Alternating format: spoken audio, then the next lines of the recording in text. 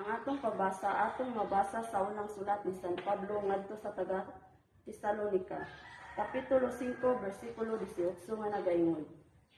Pag mapasalamaton kamo sa tanang higayon kay kini mao ang pagbuot sa Dios, diha kang Kristo Jesus nga alang kanimo, ang pulong sa Ginoo. Salamat sa Diyos. Okay, good morning teachers. Good morning. Reflection sa akong gibasa. So, magpasalamaton, buti pasabot na everything happens for a reason according to God's will.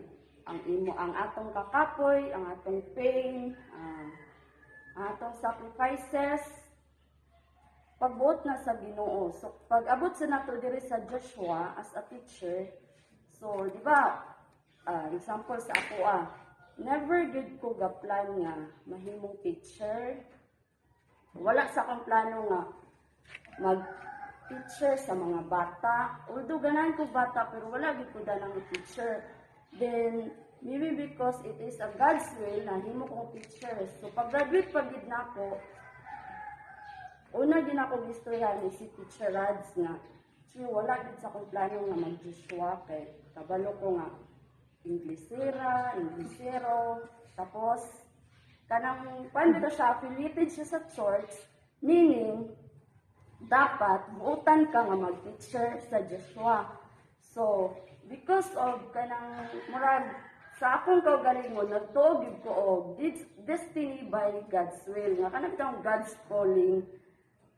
Kung sa inyong pananaw, medyo buutan ko, ayaw lang sa na nga buutan, medyo lang. Changes na siya kung unsa ko before. Tapos, siguro, God's calling, anong na ako diri sa Joshua. So, meaning, dana pa lang nga time, mao na ang pinaka-the best na thankful ko sa akong life. Because sa grupo sa ako ang mga classmates, daghan na nakapasar, daghan na ang first take, pasar diretso. Ako twice na nag-take but wala gid nakapasar. 63, 62 pag gid ang average. Pero wala ko nagmaha just because there are so many things nga kanang magpasalamat bitaw ka nga okay, wala ka kapasar. But you're still here nga nagtudlo sa private school. Dili pa gid siya basta-basta.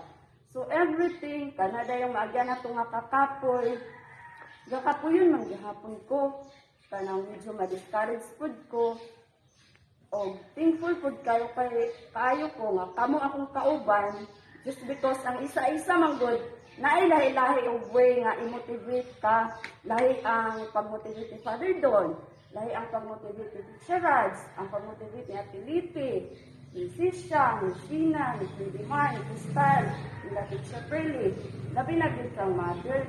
So, meaning, every person nga naasa akong palibot, ako binang ginapasalamatan.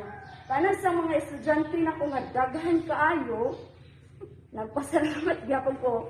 Siguro training na siya nga soon, if God's will, nga makatudlo ko og public, or soon baka mahimo ba kong ginikanan, at least diba na anak ko'y practice nga, nahimo nakakuan na kaubata nga, inana di ay.